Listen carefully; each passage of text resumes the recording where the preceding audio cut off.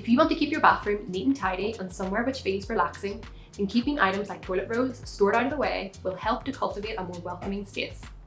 Whether you like to buy in bulk and need somewhere spacious to keep them, or simply have a few extra rolls to conceal, there are lots of ways to get creative with toilet roll storage. An obvious solution is to install a dedicated storage unit in your bathroom, where you can keep everything from toilet rolls to towels and other toiletries. Vanity units often have integrated cupboards or drawers, which are great in this regard.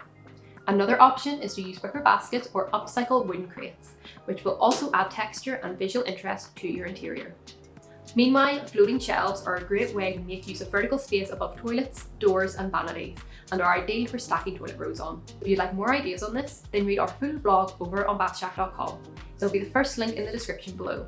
And be sure to subscribe to Bathshack here on YouTube for more bathroom inspiration and advice.